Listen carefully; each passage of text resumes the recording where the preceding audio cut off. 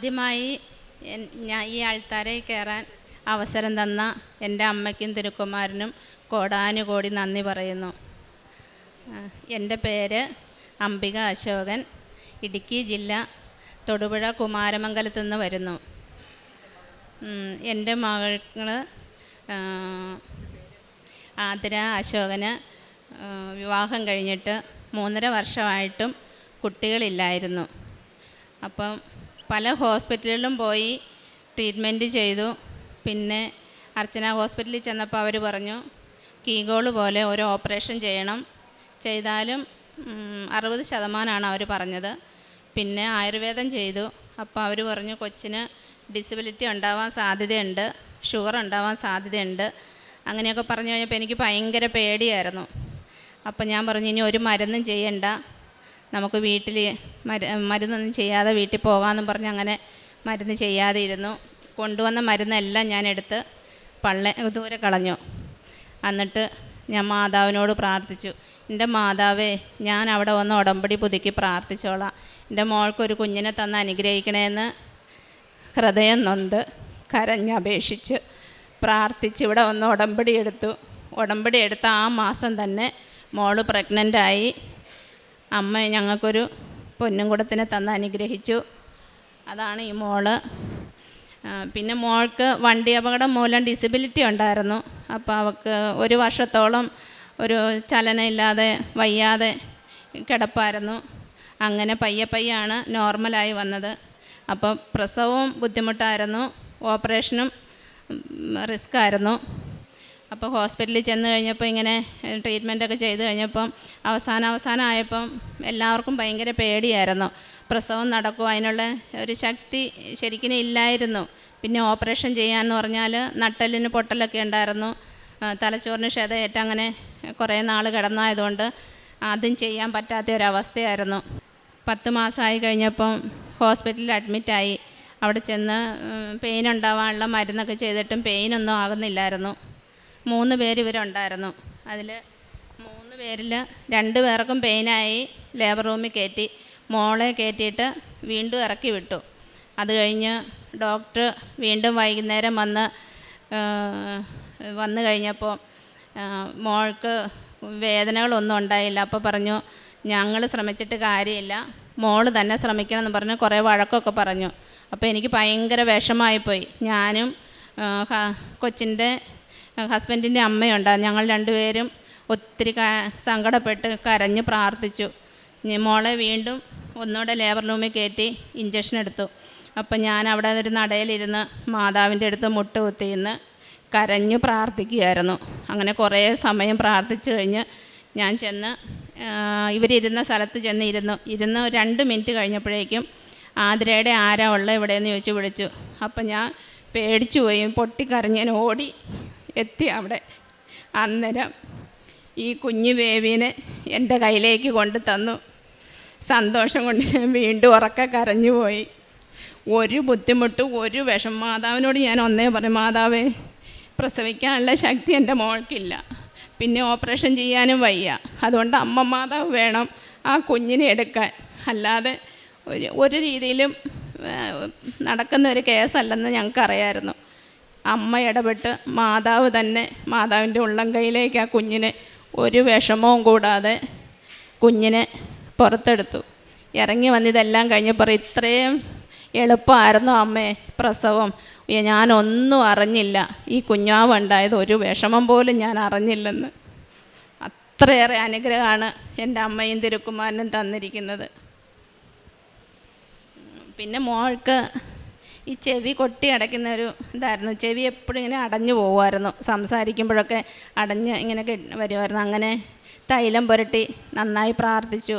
അതിൻ്റെ ഫലമായിട്ട് അത് മാറിക്കിട്ടി. പിന്നെ എൻ്റെ കാലിന് മുട്ടിന് താഴോട്ട് ഈ തോട്ടിൽ വെള്ളത്തിൽ പോയി നിന്ന് ഇങ്ങനെ അലർജി കൊണ്ട് ചൊറിച്ചിലായിരുന്നു. 10-14 വർഷമായിട്ട് 2 കാലും ഭയങ്കര ചൊറിച്ചിലായിരുന്നു.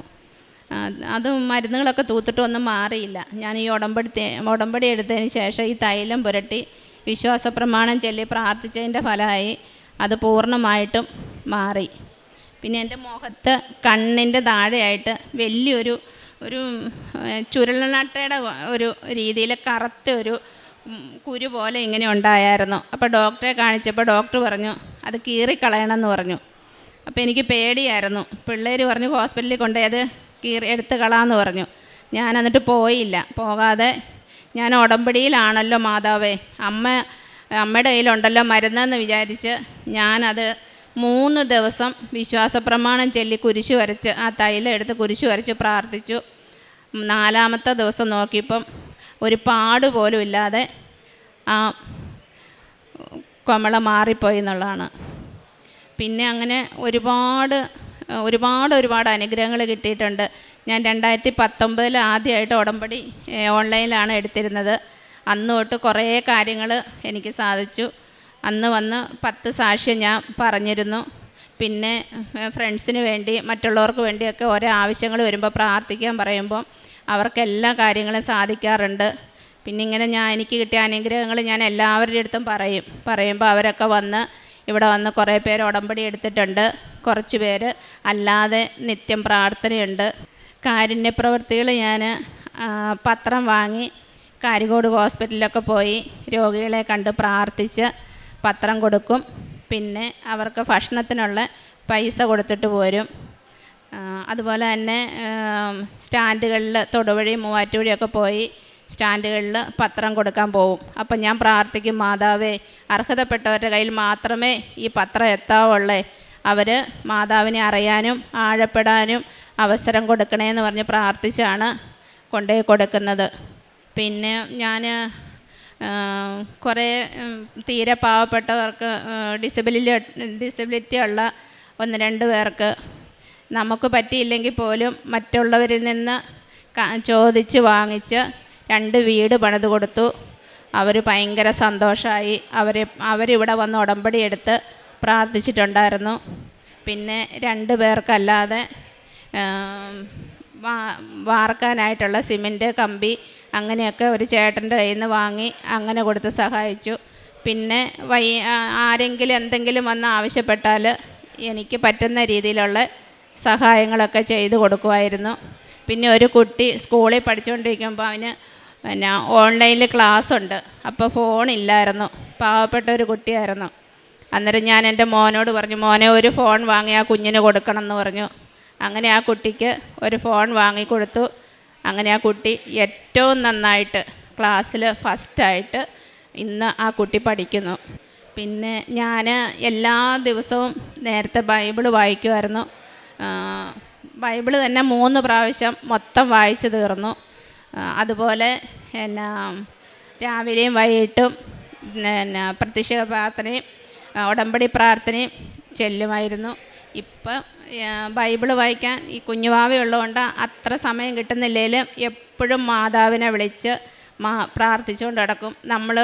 നമുക്ക് എന്ത് ആപത്ത് വന്നാലും വിളിച്ച് പ്രാർത്ഥിച്ചു കഴിഞ്ഞാൽ ആ കാര്യം സാധിക്കും.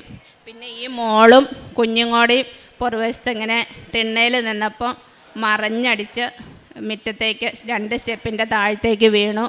ഒരു പോറൽ പോലും പറ്റിയില്ല.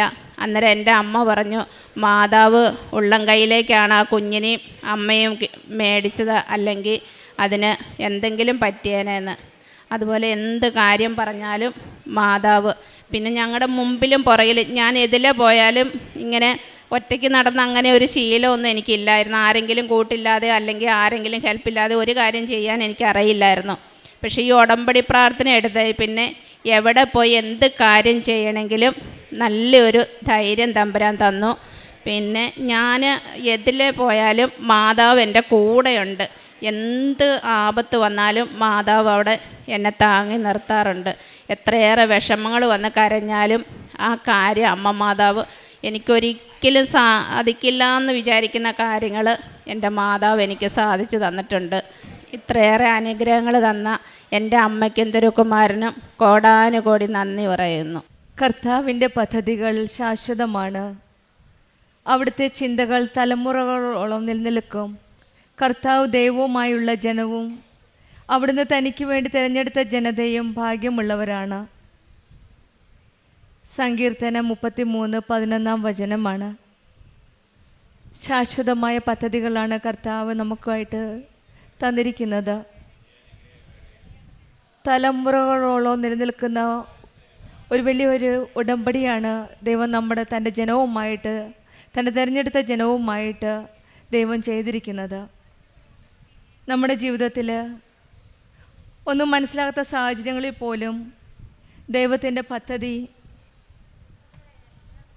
വിശ്വസിക്കാനുള്ള ഒരു വലിയൊരു വിശ്വാസമാണ് നമുക്ക് വേണ്ടത്. നമ്മുടെ ചിന്തകൾ മാറിയാലും നമ്മുടെ സാഹചര്യങ്ങൾ മാറിയാലും ദൈവത്തിന് നമ്മളോടുള്ള ഇഷ്ടം മാറുന്നില്ല. ദൈവത്തിൻ്റെ ഒരു പദ്ധതിയുണ്ട്, അത് ശാശ്വതമായ ഒരു പദ്ധതിയാണ്. വിശ്വാസത്തോടെ ദൈവത്തെ ആശ്രയിക്കുന്നവർക്ക് ഭയപ്പെടേണ്ട ആവശ്യമില്ല. കാരണം ദൈവത്തിൻ്റെ പദ്ധതി തലമുറകളോളം നിലനിൽക്കുന്നതാണ്. അങ്ങനെയുള്ളൊരു വലിയ സാക്ഷ്യമാണ് അംബിക അശോകൻ നമ്മളോട് ഷെയർ ചെയ്തത്. ഈ സഹോദരി പറഞ്ഞതുപോലെ ആദ്യത്തെ പ്രാവശ്യം ഇടുവെന്ന് ഉടമ്പടി എടുത്ത ഉടനെ 10 സാക്ഷ്യങ്ങളാണ് ആദ്യത്തെ സാക്ഷ്യത്തിൽ പറഞ്ഞത്. ഇത് രണ്ടാമത്തെ സാക്ഷ്യമാണ്. തലമുറകൾ തോറും നിലനിൽക്കുന്ന സാക്ഷ്യങ്ങളുടെ ഒരു വലിയൊരു ജീവിതമാണ് ഈ സഹോദരിയുടേത്. സഹോദരി പറഞ്ഞ പോലെ 3.5 വർഷത്തോളം മകൾക്ക് കുട്ടികളില്ലായിരുന്നു. ഒരു ആക്സിഡൻറ്റ് തുറന്ന് വലിയൊരു ബുദ്ധിമുട്ടിലായിരുന്നു ഈ മകൾ. 3.5 വർഷം കഴിഞ്ഞ് പ്രാർത്ഥിച്ചതിൻ്റെ ഫലമായിട്ടാണ് ഈ കുഞ്ഞിന് കൺസീവായത്. പിന്നീടുണ്ടായിരുന്ന ഡെലിവറിയുടെ ഭയങ്കരമായിട്ടുള്ള ഒരു വെരി ഡിഫിക്കൽട്ട് ടൈമാണ്. കാരണം പ്രസവിക്കാനുള്ള ശക്തിയില്ല അമ്മേ, സിസേറിയൻ പറ്റില്ല അമ്മേ എന്നാണ് ഈ മകൾ പ്രാർത്ഥിച്ചത്. അമ്മ ഇടപെട്ടാൽ മാത്രമേ ഈ മകൾക്കൊരു കുഞ്ഞിനെ പ്രസവിക്കാൻ സാധിക്കുകയുള്ളൂ. ആക്സിഡൻറ്റിൽ വളരെ ബുദ്ധിമുട്ടുണ്ടായിരുന്ന ഒരു മകളാണിത്. ഒന്നും പറ്റാത്ത ഒരു മെറിറ്റും ഇല്ലാത്ത ഒരു മകൾ ഒരു കുഞ്ഞിനെ പ്രസവിക്കാനായിട്ട് സിസേറിയന് സാധിക്കില്ല, സാധാരണ പ്രസവവും സാധിക്കില്ല. പരിശുദ്ധ അമ്മയും ഈശോയുടെ കരങ്ങൾ പിടിച്ച് കണ്ണീരോടെ പ്രാർത്ഥിച്ചപ്പോഴാണ് ഈ മകൾക്ക് ഒരിക്കലും പ്രതീക്ഷിക്കാത്ത രീതിയിൽ, ഡോക്ടേഴ്സ് പോലും അതിശയിച്ചു പോകുന്ന രീതിയിൽ ഈ മകൾക്കൊരു സുഖപ്രസവമാണ് ഈശോയും അമ്മയും കൊടുത്തത്. വളരെ കോംപ്ലിക്കേറ്റഡ് ആയിരുന്നു, വളരെ ബുദ്ധിമുട്ടുകളുണ്ടായിരുന്നു. ഒത്തിരി നോർമലായിട്ടുള്ളത് പറ്റില്ല എന്ന് പറഞ്ഞൊരു സാഹചര്യത്തിൽ, നമുക്കുള്ള യോഗ്യതയില്ല, മെറിറ്റ് ഇല്ലാത്ത സാഹചര്യത്തിൽ ഇത് ദൈവത്തിൻ്റെ ഒരു കൃപ മാത്രമാണ്. Not by merit but by grace ആണ് ഈ മകൾക്ക് ഇന്ന് കുഞ്ഞു വാവയുമായിട്ട് പരിശുദ്ധ അമ്മ ജീവനോടെ പ്രത്യക്ഷപ്പെട്ട ഈ ആലയത്തിൽ വന്നു നിന്ന് നന്ദി പറയുവാൻ സാധിക്കുന്നത്. പിന്നീട് പറഞ്ഞ രോഗസൗഖ്യങ്ങളാണ്. 4 വർഷം നീണ്ടു നിന്ന ചെവി വേദനയും 14 വർഷം നീണ്ടു നിന്ന മുട്ടിന് താഴേക്കുള്ള ചൊറിച്ചിലുള്ള അസുഖവുമാണ്. വർഷങ്ങളുടെ കണക്കുകളാണ്. പക്ഷെങ്കിൽ പരിശുദ്ധ അമ്മയുടെ അടുത്ത് വന്ന് ഉടമ്പടി എടുത്ത മക്കളുടെ ജീവിതത്തിൽ സമയവും വർഷങ്ങളും ഒന്നുമല്ല. പരിശുദ്ധ അമ്മ ഉടമ്പടി എടുത്ത മക്കളുടെ ജീവിതത്തിൽ ഉടനടിയാണ് എല്ലാ കാര്യങ്ങളും ചെയ്തു കൊടുക്കുന്നത്. സമയച്ചുരുക്കത്തിൻ്റെ അമ്മ അവിടെയും ഉടമ്പടി വസ്തുക്കൾ ഉപയോഗിച്ച ഈ മക്കളെ തൊട്ട് സുഖപ്പെടുത്തുകയായിരുന്നു. എപ്പോഴും ഈ മകൾ പറഞ്ഞുകൊണ്ടിരുന്നത്, അമ്മേ ഞാൻ ഉടമ്പടിയിലല്ലേ, അമ്മയുടെ കയ്യിലുണ്ട് തൈലം എന്നാണ്. ഈ മക്കൾക്ക് കുട്ടികളുണ്ടാകില്ല എന്ന് പറഞ്ഞപ്പോഴും പല മെഡിസിൻസും പറഞ്ഞിരുന്നു, പ്രിസ്ക്രൈബ് ചെയ്തിരുന്നു. എന്നാലും ഈ അമ്മയുടെ വിശ്വാസം, ഇനി ഒന്നും ചെയ്യേണ്ട, അമ്മയിൽ വിശ്വസിച്ച് പ്രാർത്ഥിക്കാമെന്നാണ്. ഓരോ അസുഖം വരുമ്പോഴും ഇതുതന്നെയാണ് ഈ അമ്മയുടെ പ്രാർത്ഥന, അമ്മേ ഞാൻ ഉടമ്പടിയിലല്ലേ, അമ്മയുടെ കയ്യിലുണ്ട് തൈലം. എല്ലാ മരുന്നിനും, എല്ലാ അസുഖത്തിനുള്ള മരുന്ന്, എല്ലാ അസുഖത്തിനുള്ള തൈലം പരിശുദ്ധ അമ്മയും ഈശോയും കൂടിയാണ് നമുക്ക് തരുന്നതെന്നുള്ള പൂർണ്ണ വിശ്വാസമാണ് ഈ സഹോദരിക്കുള്ളത്. ആ വിശ്വാസമാണ് ഇവരുടെ ജീവിതത്തിൽ നമുക്ക് കാണുവാൻ സാധിക്കുന്നത്. നമ്മളുടെ ജീവിതത്തിലും വിശ്വാസത്തോടെ നമുക്കും പ്രാർത്ഥിക്കാം. വിശ്വാസത്തോടെ ദൈവത്തെ ആശ്രയിക്കുന്നവരെ ദൈവം ഒരിക്കലും കൈവിടില്ല. അവർക്കൊരിക്കലും ഭയപ്പെടേണ്ട ആവശ്യമില്ല. കാരണം ദൈവത്തിൻ്റെ പദ്ധതി തലമുറകളോട് നിലനിൽക്കുന്നതാണ്, മറ്റുള്ളവരോട് ഷെയർ ചെയ്യുന്നതാണ്. ഈ മോള് പറഞ്ഞതുപോലെ എനിക്കുള്ള എൻ്റെ ആഗ്രഹം ഇനി അറിയാത്തവരെ അറിയിക്കാനും അറിഞ്ഞവരെ കൂടുതൽ ആഴപ്പെടുത്താനുമാണ്. പിന്നീട് ഇവരുടെ ജീവിതത്തിലുണ്ടായിരുന്ന വലിയൊരു സാക്ഷ്യമാണ് പരിശുദ്ധ അമ്മയുടെ സംരക്ഷണം. മകളും കൊച്ചുമോളോടെ വീണ് കഴിഞ്ഞപ്പോഴും അവരെ താങ്ങി നിർത്തി സംരക്ഷിക്കുന്ന ഒരമ്മയാണ് നമുക്കുള്ളത്. നമുക്കൊന്നും പേടിക്കേണ്ട ആവശ്യമില്ല. ഉടമ്പടി മക്കളുടെ ജീവിതത്തിൽ നമ്മളെ താങ്ങി നിർത്തി നമ്മളെ സംരക്ഷിക്കുന്ന ഈശോയും അമ്മയുമാണ് നമ്മുടെ കൂടെ ഉള്ളത്. നമ്മുടെ എല്ലാ രോഗത്തിനുമുള്ള തൈലമാണ് അവരുടെ കയ്യിലുള്ളത്. നമുക്ക് വിശ്വാസം മാത്രം മതി. നമ്മുടെ ജീവിതത്തിൽ അനിശ്ചിതത്വങ്ങളുടെ നിമിഷങ്ങളിൽ, സമയങ്ങളിൽ നമുക്ക് ഓർക്കാം, നമ്മുടെ പദ്ധതികൾ എത്ര വലുതാണെങ്കിലും ഈശോയും അമ്മയും നമുക്കായി ഒരുക്കുന്ന ഒരു പദ്ധതിയുണ്ട്. അതിൽ വിശ്വസിച്ച് സമാധാനത്തോടെ സന്തോഷത്തോടെ നമ്മുടെ ഉടമ്പടി ജീവിതം നമുക്ക് മുന്നോട്ട് നയിക്കാം. അംബിക അശോകന് കുടുംബത്തിന് ലഭിച്ച എല്ലാ അനുഗ്രഹങ്ങൾക്കും നമുക്ക് കരങ്ങളടിച്ച് ദൈവത്തെ മഹത്വപ്പെടുത്താം. യേശുവേ നന്ദി, യേശുവേ സ്തുതി. അത്യപൂർവ ദൈവാനുഭവങ്ങൾ ഇനി നിങ്ങൾക്കും സ്വന്തം. ചാനൽ ഇതുവരെ സബ്സ്ക്രൈബ് ചെയ്തിട്ടില്ലെങ്കിൽ ഇപ്പോൾ തന്നെ സബ്സ്ക്രൈബ് ചെയ്യുക.